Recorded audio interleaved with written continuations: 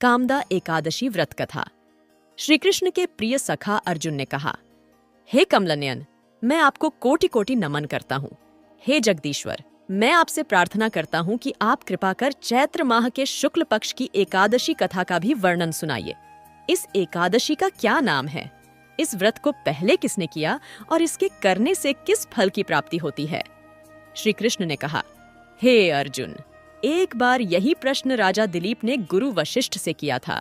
वह वृत्तांत मैं तुम्हें सुनाता हूँ। राजा दिलीप ने गुरु वशिष्ठ से पूछा, हे गुरुदेव, चैत्र माह के शुक्ल पक्ष की एकादशी का क्या नाम है?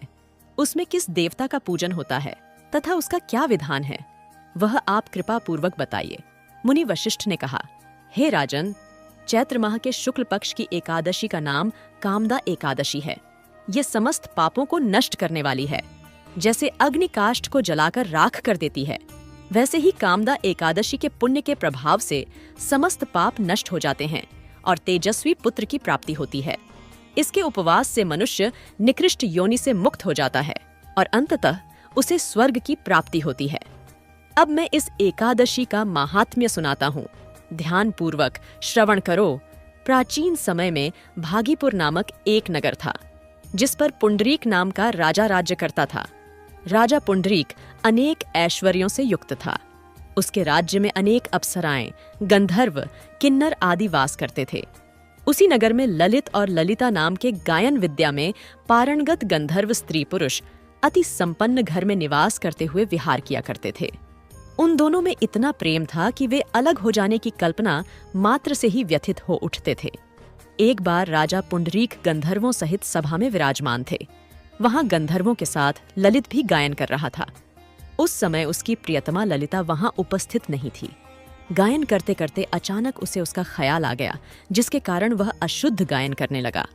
नागराज करकोटक ने राजा पुंडरीक से उसकी शिकायत की। इस पर राजा को भयंकर क्रोध आया और उन्होंने क्रोधवश ललित को श्राप दे दिया।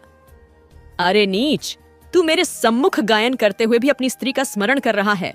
इससे तू नरभक्षी दैत्य बनकर अपने कर्म का फल भोग। ललित गंधर्व उसी समय राजा पुंडरीक के श्राप से एक भयंकर दैत्य में बदल गया। उसका मुख विकराल हो गया। उसके नेत्र सूर्य, चंद्र के समान प्रदीप्त होने लगे। मुंह से आग की भयंकर ज्वालाएं निकलने लगीं। उसकी नाक पर्वत की कंदरा के समान विशाल हो गई और गर्दन पहाड़ के समान दिखाई देने लगी। उसकी भुजाएं 2-2 योजन लंबी हो गईं। इस प्रकार उसका शरीर 8 योजन का हो गया। इस तरह राक्षस बन जाने पर वह अनेक दुख भोगने लगा।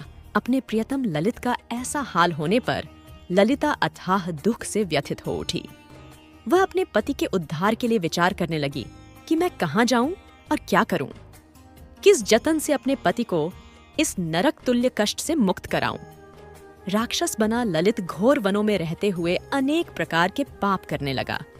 उसकी स्त्री ललिता भी उसके पीछे पीछे जाती और उसकी हालत देखकर विलाप करने लगती।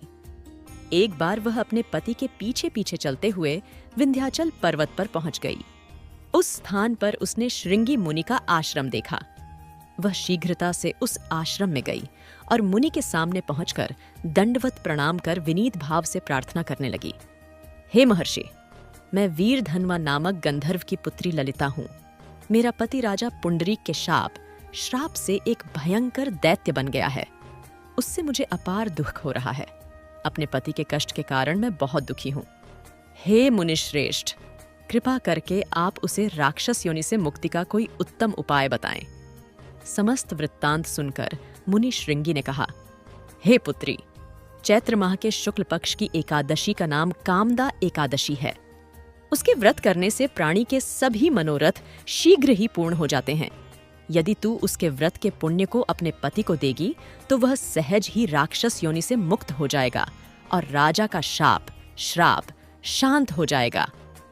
ऋषि के कहे अनुसार ललिता ने श्रद्धा पूर्वक व्रत किया और द्वादशी के दिन ब्राह्मणों के समक्ष अपने व्रत का फल अपने पति को दे दिया और ईश्वर से प्रार्थना करने लगी, हे प्रभु, मैंने जो यह उपवास किया है उसका फल मेरे पतिदेव को मिले, जिससे उनकी राक्षस योनि से शीघ्र ही मुक्ति हो। एकादशी का फल देते ही उसका पति राक्षस योनि से मुक्त हो गया और अपने दिव्य स्वरूप को प्राप्त हुआ। वह अनेक सुंदर वस्त्रों तथा आभूषणों से अलंकृत होकर पहले की भांति ललिता के साथ विहार करने लगा। कामदा एकादशी के प्रभाव से वह पहले की भांति सुंदर हो गया और मृत्यु के बाद दोनों पुष्पक विमान पर बैठकर विष्णुलोक को चले गए। हे अर्जुन, इस उपवास को विधान पूर्वक करने से सभी पाप नष्ट हो जाते हैं। इस व्रत के पुण्य से मनुष्य ब्रह्म हत्यादि के पाप और राक्षस आदि योनि से मुक्त हो जाते हैं। संसार में इससे उत्तम दूसरा कोई व्रत नहीं है। इसकी कथा व महात्म्य के श्रवण व पठन से अनंत फलों की प्राप्ति होती है। भगवान की कथा पसंद आई तो प्लीज शेयर करें और भी धार्मिक कहानी एवं धार्मिक कथा पढ़ने के लिए हमारे चैनल को सब्सक्राइब कर लें। धन्यवाद।